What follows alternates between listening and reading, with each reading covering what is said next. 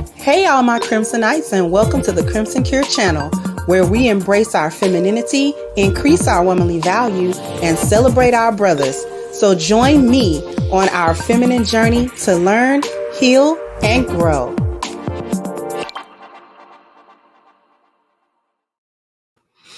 Hey there, my Crimsonites, and welcome to the Crimson Cure channel. I'm your hostess, femininity coach, and author of the Crimson Cure. And this is my perspective. So I thought that this was a very appropriate one to bring up at this point in time. That there's a video here where this particular man talks about how offended he is when he meets divestors or when he goes on dates with them, particularly, you know what I'm talking about. Talking about Black women that chase and pedestalize white men. And he has some really choice words. I don't think that he curses at all here. Well, a little bit. I think he does say one or two words. But I think it's really interesting to listen to what he's saying. And this is why we don't respect bed wenches and divestors. I'm not going to waste too much time. Let's go. Her basically fawning. White man talks on black women who interracially date. White guys are somehow perfect. I'm just so sick and tired of it. Because I was approached by a Black woman recently through social media. She said she liked me. I was like, okay. I took her out for a date. And the whole date was just her basically fawning over me. Not because of who I am, because I'm actually a shit person. I'm not gonna lie. I'm not I really don't think I'm a great individual. I messed up a lot in my life and I regret it.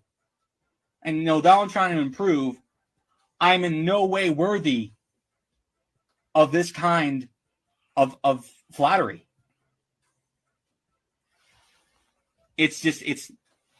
I'm not deserving of anything like it. And the whole thing was because I was white. So, to say I was offended, yeah, I think I was. Because that's the only thing that mattered, was the fact that I'm white. We are not the best dating option. Dead serious. There's other people out there. And I know for a fact, Black women, there are Black men who are, as just in character, are better than I am. They're nicer than I am. They have a superior disposition when in public. Much more patient than I am. I want Black women to have a lot more self-respect than they do now. Kind of just like worshiping white guys. Again, we aren't deserving of any kind of flattery. We're no better than Black men or Hispanic men or Asian men. A lot of us have personal issues, gripes we still have yet to deal with.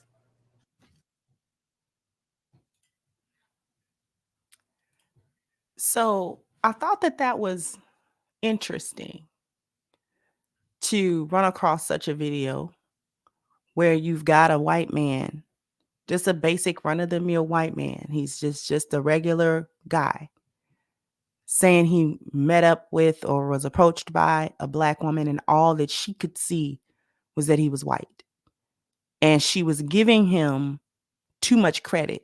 She was giving him too much worship, is what he called it. She was fawning over him too much. And it was offensive to him for several reasons. Number one, because he realized that it was only because he was white that she was doing it. Number two, he had enough self-awareness to understand that he himself was not worthy of any woman feeling that way or behaving in whatever way she was behaving around him, because his estimation of himself is that he's not a very good individual to begin with. He's not a very good guy. He's not a very good guy. He said he messed up a lot of his life and he regrets it. Look at his background. This is a man with a microphone. There is a rack of clothes behind him. There's what looks like a desk or a computer behind him. He's sitting on a little couch. He might be in a basement. He might be in a studio. We don't know where he's at. He doesn't seem to be very well off in life. He seems to be in a point in life, perhaps, where he's rebuilding or struggling somehow. Right? See, he looks like he's got some issues. He looks like he's got some stuff that he needs to work out. He looks like he's about in his probably mid to late 30s. Might even be early 40s, but I'm figuring about late 30s or so. And he's not. He's like, I'm not sugar honey iced tea, really. So what is she talking about? Why does she think that I'm so great? And then he goes on to enumerate how he knows for a fact black men are better than him. So when you have the man that you are putting on a pedestal coming behind your back, divestors, and telling everybody, I don't know why she said all that. I am not even a good dude, let alone some kind of, a unicorn that she's after just because I'm a white guy. I'm supposed to be all of these things that she done put in her mind about me. When see your master worship, they not even impressed by it. They're not even impressed by it. You running around here worshiping Massa, and he looking at you like, why? And I told y'all that years ago that they don't like that because they know the truth. White men in general they don't appreciate and are offended by the behavior of bed wenches and divestors that chase them, that pedestalize them, that talk down on black men, that are after them just because they're white, this, that, and the third. They don't like that because they know who black men are and they know who they are. And so they looking at you like, what's your problem? Why are you over here trying to make out like we're some, phenomenal option when the reality is we're not all that good. And we got a lot of problems that you really don't want no smoke with. You need to really go back over there with the better men. Like black men are the better men. And black men are telling you that, right? But you call them dusty. Black women like me tell you that, and we're mammies and pick-me's. So what's the word gonna be for the white guy? You gonna make up a name for him too? Do he get a name? Black men get a name. Black women get a name. Do Massa get a name? Do he get a little derogatory name that you want to call him because he's going against your narrative about how awesome he is and about how detrimental and ridiculous and lame and unworthy black men are? And when he's sitting there telling you, I'm really the bottom of the barrel, so you come down here to scrape the bottom of the barrel to put me on a pedestal that I don't belong on. And the fact that you're even doing that ticks me off.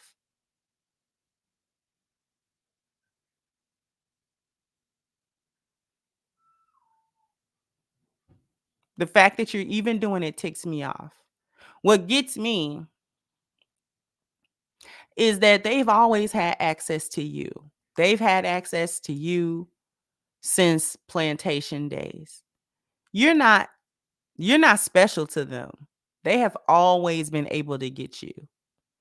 Miscegenation law was not about you and them getting together. It was about black men not getting together with white women. That's what miscegenation laws were about. They have always had access to you, you bed wench. They know your game. They're not worried about you. They're not worried about not having access to you because you run and you give them yourselves to them for no reason. Now, I guess you can hear it from the horse's mouth.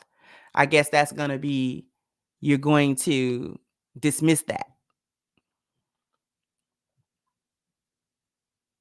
Dismiss what he says, I guess, because he doesn't know what he's talking about. It's his group of men. He know white men because he one of them.